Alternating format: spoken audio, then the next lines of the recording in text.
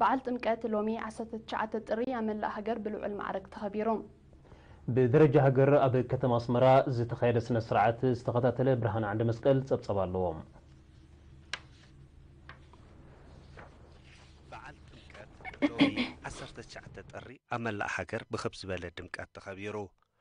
ኣብ ከተማ ኣስመራ ብዝተኻየደ ብኣሽሓት ዝቑጸሩ ምእመናን ኣብ ዝተሳተፍዎ ስነ ስርዓት ብድሮ ታቦታት ካብ ኩለን ኣብያተ ክርስቲያን ብምእመናን ተሰንዮም ኣብ ባህረ ጥምቀት ክሓድሩ እንከለዉ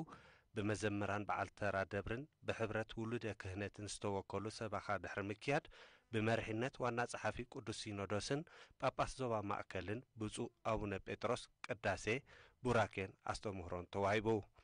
بدحرزي ጸሎተ ማህሌት ክበጽሕ ምስ ሓደረ ሎምኑኮ بمرحنة بزو أبونا بطرسن ሊቃውንትን ኣብ ዙርያ ባህረ ጥምቀት ቅዳሴን ጸሎተ ወንጌልን ዓሪጉ ኣብቲ ጽምብል መምህር ኤልያስ ሃብታይን ታሪኻዊ መጻጻ በዓል ጥምቀት ዝምልከት ስብከት ኣስሚዖም ብመሪህነት ብፁዕ ኣቡነ ጴጥሮስ ብፁዓን ጳጳሳትን ሊቃውንትን ባህረ ጥምቀት ተባሪኹ ናብ ህዝቢ ምስተነጽገ ድማ ካህናት ነቲ በዓል ዝምልከት ዜማ እናስምዑ ኣስረጊጾም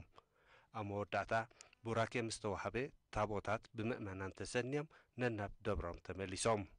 ኣብቲ ስነ ስርዓት ኣካይደ ስራሕ ዞባ ማእከል ኣቶ ዘርኢ ተወልደ ብርሃንን ካልኦት ላዕለዎት ሰበስልጣን መንግስትን ዕዱማት ኣጋይሽን ተሳቲፎም ነይሮም